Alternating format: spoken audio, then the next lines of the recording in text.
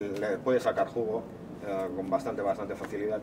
Y esto era una contraportada de un TVO que se editó en los 90, 98, que eran 4 números, se llamaba Shadows and Light, venía a ser algo así como el Batman Black and White, eran historias cortas, en blanco y negro, sin una continuidad estricta, cogiendo el personaje más o menos con las características básicas y rotando con varias historias, ¿no? Entonces, una de las historias que había dentro de este número era de Capa y Puñal, entonces la contraportada era suya. De esta colección no acabó de funcionar porque no sacaron más números. Y es una lástima porque yo sé que, por ejemplo, había una historia de Hulk, de Liberatore, ya dibujada y que no llegó a ser editada, que yo sepa. Si alguien sabe si llegó a salir, yo encantado de saber. Las versiones de personajes más populares... ¿Por qué se ríe esa señora de Albert Capa y Puñal? Quiero saberlo. ¿No lo vamos a saber? No. Bueno, coger a un personaje ya establecido y darle una vuelta de tuerca, ponerlo en un mundo alternativo, en un mundo futurista, en un mundo pasado, etcétera, etcétera, como lo queráis llamar, es un recurso también habitual, ¿no? En este caso volvemos a tener a Rick Lonardi y esto es una página de Spider-Man 2099, ¿no? Guion de Peter David, dibujo de Rick Lonardi, tintas de Al Williamson y una versión futurista de Spider-Man que tiraba telarañas por las manos sin el lanzarredes, cosa que después cogieron ya las películas de Sam Raimi y demás, y que durante 30 y tantos números pues fue una colección que era bastante entretenida. De 2099, ¿cuál es tu personaje favorito? ¿Es? O sea, el Ravage de Stan Lee no valía nada. Y los otros. Bueno, os decía antes lo de personajes de DC que compraba, de personajes de otras editoriales que compraba DC y tal. Igual que Blue Beetle, que era la Charlton, la DC compró The Question y le dieron colección. Le dieron colección no porque sí, sino porque hubo una colección que se llamaba Watchmen. Watchmen es más que conocida, no voy a explicar nada, pero por si acaso os recuerdo que estaba inspirada en los personajes de la Charlton. El personaje más popular con diferencia de Watchmen era Rorschach, que era The Question. Entonces dijeron, bueno, de Rorschach no vamos a hacer nada, porque está Watchmen allí y punto, pero sí que podemos contar historias de Question que puede que enganche a la gente y tal. El dibujante era aquí Dennis Cowan, que no era un dibujante así, nada del otro mundo, funcional y poco más, pero Denny O'Neil sí que hizo un trabajo excepcional. La lástima es que era una colección que estaba dirigida a lectores adultos, entonces esto ya limitaba un poco el público. Y cuando ya entró el Vértigo, que aglutinaba todas las colecciones dirigidas a lectores adultos, esto hizo que esta colección, como no era de fantasía, quedara un poco coja, no supieran qué hacer muy bien con ella y acabara desapareciendo. Ahora creo que la están reeditando en Estados Unidos en tomos y tal, y cosa de lo que me alegro, porque creo que es de las mejores publicaciones de esta época. ¿Cuál es para ti el mejor trabajo de Denny O'Neil? De Denny O'Neil, como guionista posiblemente. O sea, sus trabajos en Daredevil o en Iron Man, por ejemplo, no me gustan demasiado. Sí me gustan, por ejemplo, en Batman. En Batman sí que he hecho episodios francamente buenos. No necesariamente los de Neil Adams, hay algunos dibujados por Dick Giordano y tal que me parecen episodios fantásticos. Pero bueno. Más personajes, bueno, hay que ir creando personajes también, ¿no? Entonces, aquí por ejemplo tenemos la splash page de un especial que juntaba dos personajes bastante antagónicos, pero que se prestaban a compartir historia. Por un lado, Hitman, que era un personaje creado por Garth Ennis para la colección de The Demon, que era un asesino profesional, pero que tenía una serie de poderes que le ayudaban a poder desarrollar mejor su trabajo. ¿No que se pasaba... ningún problema por ser delira? No. Entonces, había muchísimas escenas en bares y gente hablando en bares, que es una cosa que le gusta mucho a Garth Ennis. Y aquí lo juntaban con Lobo, que era un personaje que a Garth Ennis le daba bastante asco. Entonces, digamos que podía vengarse adecuadamente, meter dosis de violencia gratuita sin muchos problemas, y que era un especial bastante divertido. Si lo habéis leído, puede que recordéis una de las mejores escenas, que era la escena en que hay una masacre y está aquí el amigo Hitman hablando por teléfono diciendo: no, es que estoy en una retrospectiva de películas de Joel Schumacher, que no hacía mucho, había hecho la película Batman y Robin y demás, y yo creo que le tenía bastante ganas. Una cosa que podemos ver, y por eso hay estas dos páginas juntas, también en el desarrollo del cómic de superhéroes, es cómo se van saliendo del estilo habitual. Es decir, cada vez los dibujos pueden ser más oscuros, más claros, más limpios, menos limpios, etc. Una de las mejores adaptaciones que se han hecho nunca de cómics de superhéroes es la serie de animación de Batman, donde estuvo Bruce Timm. Cuando esta serie de animación se pasó al cómic, pues se hizo un dibujo súper limpio que imitaba el de la serie de animación. No se intentaba hacer un dibujo mucho más serio, mucho más realista, etc. Y funcionaba muy bien. Esta colección, la primera de todas, es especialmente memorable por dos cosas. Una, porque los guiones de Kelly Packer funcionaban muy bien. Era un señor que tú estabas leyendo el TVO y decías: me quedan 2 páginas y esto no creo que pueda acabarlo, y te lo acababa clavado. Tenía un dominio de estructura de guión que ojalá muchos tuvieran. Y después el trabajo de Parovek, ¿no? Mike Parovek era un dibujante que murió muy joven, a los 31 años, era diabético, no se cuidaba nada y un día tuvo un disgusto. Y entonces, claro, él ya tenía un estilo muy claro, entonces coger un estilo tipo Tim, tipo dibujo animado, muy limpio, muy sencillo, pues no le costó demasiado trabajo, ¿no? En la serie de animación trabajaba como jefe de guionistas y guionista principal de los episodios Paul Dini, que es el guionista de esta historia. De esta serie, de la de Batman, los 24 últimos episodios que cambiaron el estilo, ¿qué te parecieron? Es que los has visto. Los primeros. ¿Y las series que vinieron después? Me gustaban los primeros. No, pero quiero decir la de la Liga, la Liga y episodios que están muy bien, que funcionan muy bien. Hay episodios escritos por Dwayne McDuffie, por ejemplo, que funcionaban muy bien. ¿De la Liga de la Justicia Limitada o de la...? No, la inicial. Y después, cuando ya empezaron a meter tantos personajes y... O sea, no... O sea, que digamos, no te enganchabas. La última de Britt and the Ball no te gusta, entonces. No, esta sí. Esta creo que le han cogido un punto simpático. Entonces, además, cosas tan extrañas de sacarte a Green Arrow totalmente afeitado y tal. El Blue Beetle nuevo, no sé. Es una cosa extraña, coger personajes con el diseño más antiguo y otros con el nuevo. Tiene su gracia, ¿no? Bueno, casi no lo acabamos. Paul Dini era el guionista de la serie de animación, entonces también ha pasado al cómic, como muchos guionistas de otros medios. En este caso, bueno, esto es de uno de los especiales que hizo con Alex Ross, ¿no? Entonces, el funcionamiento, estos son unos especiales publicados a tamaño bastante grande. Cada original de estos en realidad recoge 2 páginas, en este caso la 40 y la 41. Los textos iban en cartucho, no iban en bocadillo y tal. Y bueno, era un formato diferente, una forma de narrar diferente, y evidentemente Alex Ross no se parece en nada a lo que se hacía hasta entonces, en el sentido de que él hacía el trabajo totalmente pintado y le daba un aspecto muy fotorrealista y muy diferente de lo habitual.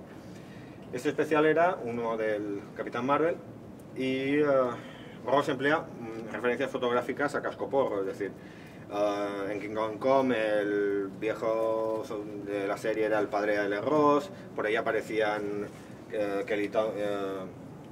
Jill Thompson y Brian Azzarello como algunos de los personajes, etc. Y aquí el que hacía de modelo del Capitán Marvel era Sal Vinanti, que es su representante de originales. Entonces, a veces Sal Vinanti va a vender originales a Angoulême. Si alguno va a Angoulême y lo ve allí, reconocerá rápidamente a este tío, ¿no? Porque es que está pastado. Bueno, hablábamos antes de la novela gráfica de los X-Men, aquí otra novela gráfica. Es decir, el concepto de novela gráfica da para mucho. Este caso es una portada de una novela gráfica de Nick Furia, de Lovendo y Nick Furia, guionizada por Archie Goodwin y dibujada por Howard Chaykin, la Scorpio Connection, que no es que fuera nada del otro mundo, pero la portada tenía un diseño francamente atractivo, ¿no? Y otra cosa muy característica de los cómics que se ha ido implantando cada vez más y más y más son los mega crossovers. Es decir, coger una historia, más o menos sobre todo en el formato de una serie limitada de 3, 4, 7, 10, 12 números, y que hace interactuar a un mogollón de personajes y que acaba haciendo interactuar con las colecciones de sus personajes, etcétera, etcétera. El ejemplo más importante posiblemente de los iniciales junto con Secret Wars sería este, Crisis en Tierras Infinitas, guion de Mark Wallman, dibujos de George Pérez, en este caso tintado por Cherry Orway. Y aquí tenemos a personajes de Tierra 2, como la Cazadora, como el Robin y demás, y personajes del universo DC de diversas épocas, ¿no? Antro, el Príncipe Vikingo, Backlash, Tomahawk, los enemigos, etcétera, porque además afectaba a diversas épocas del tiempo, etcétera, etcétera. Estos mega crossovers cada vez más son ya prácticamente continuos, ¿no? Están enlazando uno con otro, entonces no es una cosa ya tan inusual. En realidad lo raro es que no haya uno de esos en marcha. Hasta ahora hemos hablado de Marvel y DC en exclusiva. ¿Por qué? Porque el concepto superhéroes está registrado por Marvel y DC juntos. Es decir, ninguna otra editorial puede sacar TVOs que pongan que son superhéroes. No puede haber un Dark Horse superhéroe ni nada por el estilo porque lo van a crujir. Pero eso no significa que otras editoriales no hayan intentado sacar superhéroes o cosas más o menos similares. Aquí hay una pequeña muestra de algunos productos, algunos personajes, algunas series que sí que tienen cierto interés y que vale la pena al menos mencionarlos, ¿no? En los años 60, junto con DC, la editorial más potente era la Walkie, la Western, la Dell, depende, cambió varias veces de nombre, que sobre todo vivía de sacar cómics de personajes con licencias, es decir, sacar TVOs de Bugs Bunny, del Pájaro Loco, de cosas de ese estilo. Pero de vez en cuando sacaba personajes propios. Uno de los más populares, sin duda, fue Turok, que era un indio que luchaba con dinosaurios, etcétera, etcétera. Pero también hubo personajes relacionados con los superhéroes. Uno de estos sería Magnus. Esto es una ilustración de Bruce Timm, una portada de Bruce Timm, que hizo para una revista que se llamaba Comic Book Artist. Y aquí vemos a Magnus, que es una especie de forzudo que lucha contra robots malvados que quieren matar a los humanos y demás, ¿no? Ha sido entrenado por un robot bueno que le ha puesto cachas desde la infancia y entonces le da un cate y se carga el robot. Tiene cierto parecido con Tom Strong. Sí, bueno, pero Tom Strong es que coge también muchas influencias de muchos personajes antiguos, ¿no? O sea, Doc Savage, evidentemente, la Red Pulp que comentábamos antes, Tarzán, Superman incluso y tal. Pero bueno, esto también tiene un poco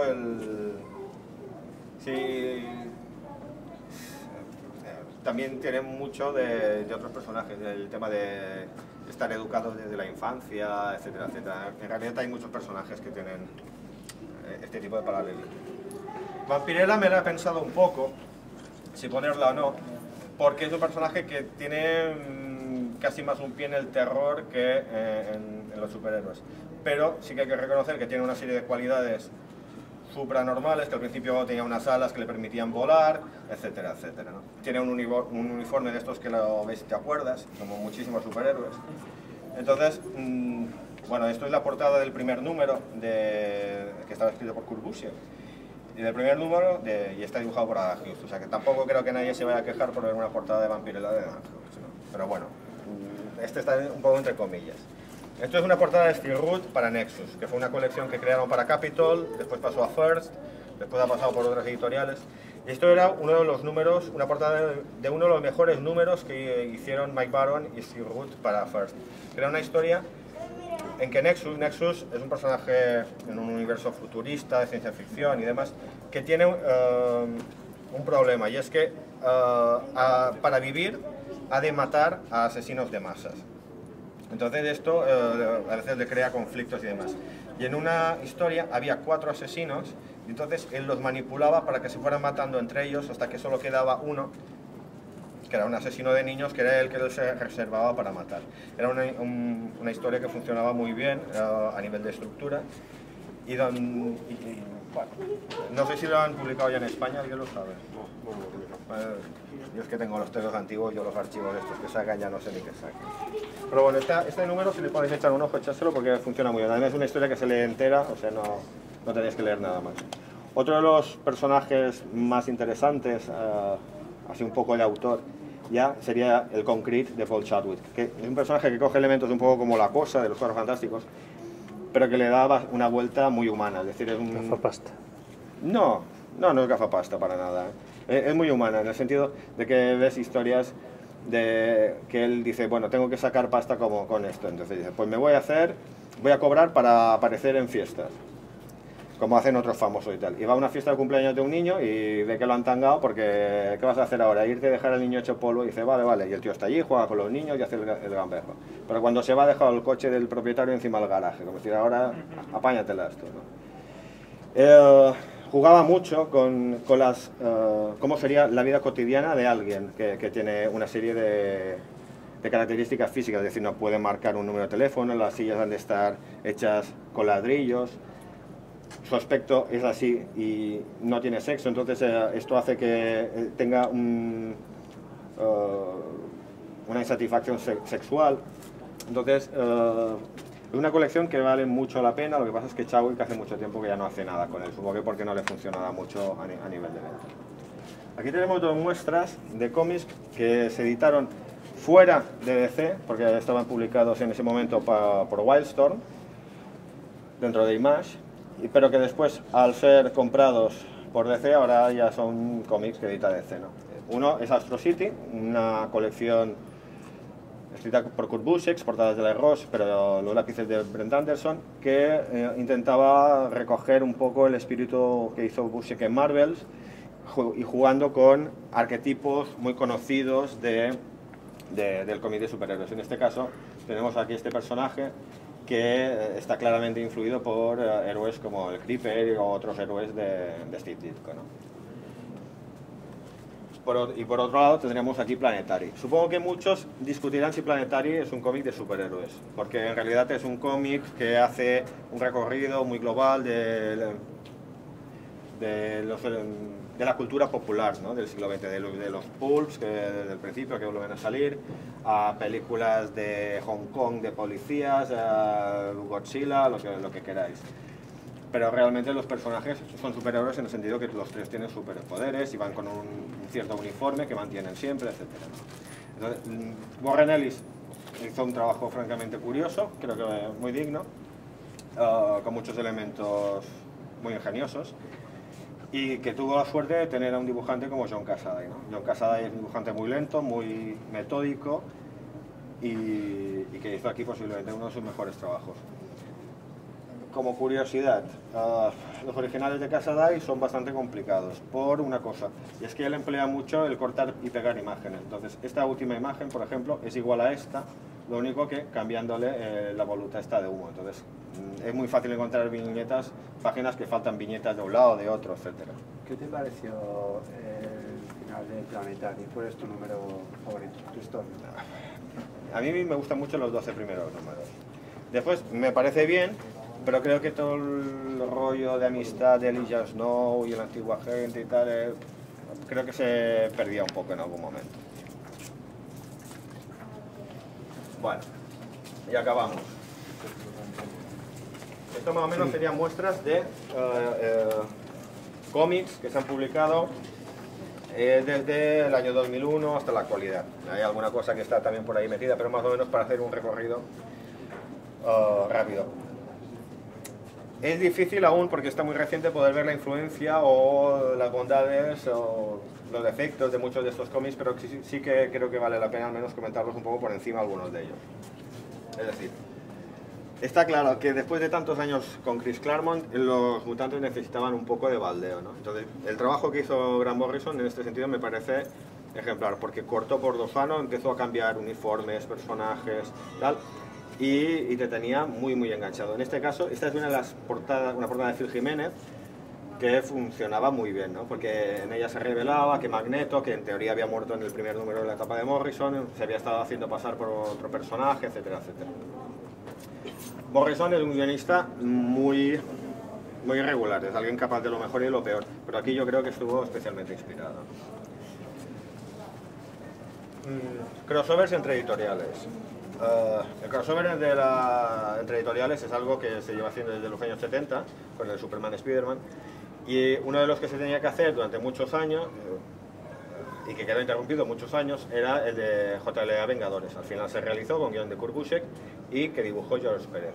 Esto es una viñeta página de uno de los números y que permite ver un poco los puntos clásicos de Pérez, ¿no? Es decir, una composición muy abigarrada, muchísimos personajes, muchísimo detallismo, y ya en plan juegos desde aquí, Green Arrow y Flecha Verde y Ojo de Halcón, que son más o menos personajes similares de los editoriales, pues interactuando entre ellos, etcétera, etcétera.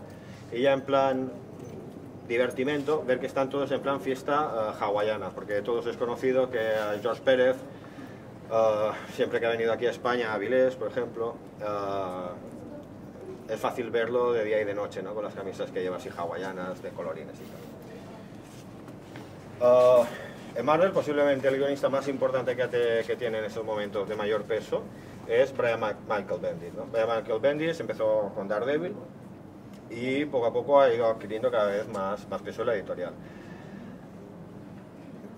Ha sido el responsable de coger una franquicia como era Los Vengadores, que estaba bastante de capa caída, y darle una limpieza de cara tremenda. Es decir, por un lado coge aquí a Spider-Woman, que era un personaje que no dependía de la colección, pero que a él le gustaba y lo metió.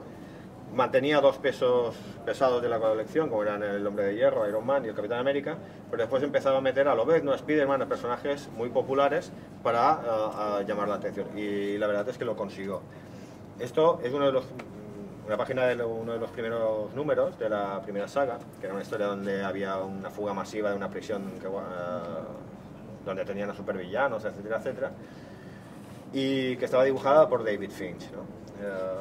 David Finch, también como Cassaday, es alguien que es complicado pillarle páginas más o menos en condiciones, porque emplea mucho cortar y pegar imagen, etcétera, etcétera, pero bueno, está bastante bien. Y esto ya sería una portada de uno de los últimos números, ya dibujada por Stuart Timonem, con más o menos algunos de los personajes así de la etapa, ¿no? Brian Michael Bendis, aparte de Daredevil, también hizo un especial, un What If, si Karen Page no hubiera muerto. Karen Page era la novia de toda la vida de los primeros números de Daredevil, y en la etapa que guionizó Joe Quesada moría, ¿no? Entonces esto era una historia más o menos sobre esto. Dibuja Michael Lark. Michael Lark fue un encargo que tuvo y que parece ser, él sospecha que también sirvió para ver un poco si podía dibujar bien el personaje, porque después se le encargó la colección. Esta página se la compré a Lark en Avilés hace un par de años, y él me decía que estaba un poco mosqueado por cómo había aparecido reproducida, porque él quería un impacto así como más general y que recortaron más la imagen para centrarla más en los personajes. Pero bueno, esta es la versión original. Los mutantes siguen funcionando muy bien, y esto, por ejemplo, es una página a lápiz, aunque esté aquí machacadísimo, de Mike Deodato, de la etapa que está haciendo Mike Carey como guionista, ¿no? Si cogéis el TVO y lo comparáis, veréis una cosa curiosa, y es que como era un número que participaban dos dibujantes, Deodato y otro, a veces cortaban viñetas de uno y lo metían en la página de otro. Entonces esto está al final de una página y esto está al principio de otra, pero bueno, el original es así. Y a mí lo que más me sorprende, debo decirlo, es que estas masas de negro que normalmente se marcan con una X, pues el tío se ha entretenido en irlo rellenando todo a lápiz, así en plan acabado masivo. Deodato también es esta página. Esto es una portada de la etapa de Bruce Jones. Bruce Jones hizo una etapa bastante curiosa, donde francamente Hulk salía más bien poco. Y bueno, esto es una portada donde, bueno, aquí está Hulk, el Doc Samson, etc. TVO de superhéroes para adultos, la línea Max de Marvel, ¿no? Esto es de la portada del sexto número de Supreme Power, que era una recuperación del Escuadrón Supremo, que era un grupo que había surgido en los años 70, a principios de los 70, en Marvel, por un capricho de Roy Thomas, dentro de la colección de Vengadores, que eran claramente sucedáneos de los personajes de la Liga de la Justicia. En este caso, pues sería los ojos de lo que sería Batman, Superman, Flash y Linterna Verde, ¿no? Green Lantern. Era una versión guionizada por Joe Straczynski, muy oscura, muy siniestra, y que poco a poco, por lo que fuera, se fue deshinchando, pero que arrancó francamente bien. Personajes nuevos, personajes viejos, nuevas versiones, pues los jóvenes Vengadores. Esto es una página de lo último que se ha hecho con estos personajes, dibujo de Jim Cheung, guion de Alan Hemberg, que es un señor que viene de la televisión, y bueno, y que mezclaba algunos personajes clásicos en su versión más o menos habitual, aquí Quicksilver, Magneto, la Visión y tal, con estos nuevos personajes que son como nuevas versiones jóvenes de Vengadores clásicos. Esto, la serie original, que duró 12 números, funcionó muy bien, luego han aparecido varias miniseries, algún especial y tal, pero esto era el regreso de los creadores de la serie, entonces bueno, aquí los tenemos. ¿Qué hace DC? DC pues también va sacando nuevas colecciones, aquí en este caso una portada de Manhunter. Manhunter era una colección, es un personaje nombre, por el que han pasado 40.000 personajes, esto creo que es ya la 8ª versión o una cosa así. Y esta colección siempre fue muy bien recibida a nivel de críticas por los guiones de Marc Andreyko. Han pasado varios dibujantes, empezó el español Jesús Saiz, pero después han pasado otros. Y esto es una portada de Jaeli, ¿no? Concretamente de una historia que lo relacionaban con una saga de la identidad secreta, etcétera, de la que hablaremos luego un poco. Bueno, personaje muy bien criticado, pero de ventas muy pobres, que se ha intentado mantener como se ha podido, pero que al final ha tenido que desaparecer. Otra colección que también tuvo buenas críticas, pero no llegó a funcionar, fue la etapa de Will Pfeiffer en Aquaman, ¿no? En este caso es la portada del primer número que hizo, y era una historia donde San Diego se hundía y todo el mundo se ahogaba, prácticamente todo el mundo, menos unos cuantos que acababan siendo también anfibios y demás, ¿no? Entonces tenemos aquí una portada de Alan Davis de este número. La colección también fue muy bien recibida, críticas muy buenas, pero tampoco tuvo buenas ventas y tuvo que cerrar. Aquaman es uno de los personajes, como muchísimos otros, como Hawkman, como 40.000, que van teniendo colecciones de vez en cuando, pero no llegan nunca a mantenerse demasiado tiempo, ¿no? ¿Y qué opinas de la colección nueva o todas las colecciones nuevas que van a lanzar, los 52 números 1 en septiembre? No me he pedido ni una. Ni una. Yo me espero al tomo porque no te dan información, te muestran una portada en plan pin-up, no sabes ni páginas. Es que los autores que le pusieron ahora al personaje, pues... No lo sé. Yo, cuando salga el tomo y me lo lea, ya te opinaré. Yo ahora mismo, lo que te decía antes, yo creo que están perdiendo mucho tiempo haciendo publicidades y rollos, y lo que tienen que hacer es preocuparse más de hacer algo, o sea, que llamase más la atención. Flash. La etapa de Geoff Johns, bueno, Geoff Johns, el señor del que vamos a hablar ahora, es como el Brian Michael Bendis de Marvel, ¿no? Está en todos los fregados y es uno de los guionistas de peso de la editorial. En este caso, Johns empezó muy fuerte la colección de Flash, y eso es una portada de uno de los números de Flash que hizo, con portadas de Sam Van Steven.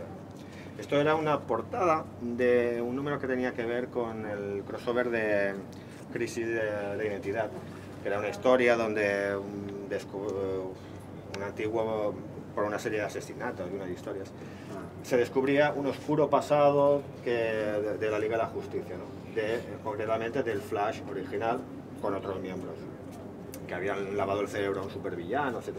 Y era una cosa que moralmente pues, se podía discutir. El encargo que se le había hecho a Sam Stever para la portada de este número, esto es una anécdota bastante chula, le pidieron que fuera una imagen con Wally West, el Flash de ese momento, que estaba leyendo una carta y tiraba la carta y se iba así como apesadumbrado mientras los personajes de la Liga de la Justicia lo miraban, así como entre incómodos y recriminándole su actitud y tal. El tío hizo la portada, pero dijo, bueno, era un buen dibujo, pero no era una buena portada, no le acabó de convencer mucho, ¿no? Entonces lo habló con el editor, con Joe Cavalieri, y Joe Cavalieri le dijo, mira, vuelve a intentarlo a ver si te sale mejor y tal. El tío se fue a dormir, y antes de dormir estuvo leyendo la biografía de Jack Cole, el dibujante de Plastic Man. El tío estaba leyendo la biografía, se fue a dormir, se duerme, y en el sueño el tío cuenta que se le apareció Jack Cole, se le acercó y le susurró al oído la idea de la portada, ¿no? O sea, con Wally West leyendo esta carta, y el Flash original abriendo el anillo, que se despliega el traje que llevaba escondido en el anillo, y el traje haciéndolo así como decir no lo cuentes. El tío se despertó y dijo, esta es la portada. La dibujó, se la mandó al editor, el editor estuvo encantado y él está bastante orgulloso de la portada, ¿no? de cómo quedó y tal. También esto del detalle de que Jack Kirby se le aparezcan sueños y te dé ideas, no sé. ¿Qué te pareció la historia con la que está relacionada ese cómic, Crisis de Identidad? A mí me gustó. La escena de la muerte del padre de Tim Drake. Son cosas que pasan. Es decir, los tebeos de superhéroes, la gente palma. No me refiero a eso, me refiero para mí es la parte más interesante del cómic. No lo sé, yo la leí en su momento, ahora mismo, pero recuerdo que me pareció bien, el TVO me pareció bien, me pareció original el punto de vista, me pareció que aportaba cosas nuevas a lo que es el género y que jugaba con muchas cosas, ¿no? Entonces jugaba con asesinatos y secretos. A mí me pareció un TVO que aguantará bien el tiempo, yo creo que se aguantará bien. Bueno, acabamos ya con el amigo Geoff Johns y con la charla. Aquí tenemos Green Lantern. Geoff Johns, después de su trabajo en Flash, le pidieron que relanzara a Green Lantern, que llevaba unos años que el pobre estaba súper maltratado, y con Ezra Ciber, con Carlos Pacheco y con Ivan Reis, como en este caso, pues han conseguido hacer que la colección sea una de las básicas del universo DC, siendo incluso la colección básica para después crossovers que han ido saliendo, ¿no? La noche más oscura, etcétera. Y esto sería ya una página de uno de los últimos crossovers, el Brightest Day, aquí con una escena de lucha de Aquaman y Mera, etcétera, ya con Ivan Reis, pero también ayudado por Joe Prado. ¿Qué va a pasar con los superhéroes? Pues no lo sé, pero las ventas cada vez son más bajas, pero el formato de tomos cada vez funciona mejor. Entonces, hay que ver hasta qué punto el comic book aguantará y si los tomos podrán compensar estas pérdidas de ventas. A nivel creativo, es lo que os decía antes, creo que se hacen cosas interesantes, hay tebeos muy buenos de superhéroes en la actualidad, pero también a veces creo que se pierde demasiado el tiempo en hacer mucho ruido y en editar cosas que tampoco tienen demasiado sentido. ¿Y tú crees que el cine, las películas que están haciendo, el proyecto de Marvel con los Vengadores, puede ayudar en algo, aparte del iPad? No sé si ayudará, pero daño seguro que no va a hacer. Porque esto al menos haces ver que haces llegar a la gente que esos personajes existen y si les gusta puede que luego lean o las historias nuevas o las antiguas o lo que sea, pero que lean algo del personaje, ¿no? Y que lean TVOs a mí siempre me parece perfecto. ¿Y te gustan las películas que han hecho? Algunas me han gustado bastante, otras me han gustado bastante menos, pero bueno. Uno ya sabe a lo que va esto, ¿no? De la película perfecta no te la sabes, no te la quitas. Pero claro, ahora dicen, ¿el Capitán América? No la he visto, pero te puedo asegurar que será mejor que la que hicieron en los años 80. Ahí con cráneo rojo, cortándose la mano y estas cosas. Dices, por favor, esto es una tontería. Igual es una tontería, pero no será tan ¿Y tontería. la de Linterna Verde? Tampoco la he visto. Tengo una vida muy estresada últimamente. Bueno, pues nada más. Yo os dejo tranquilos y nada. El año que viene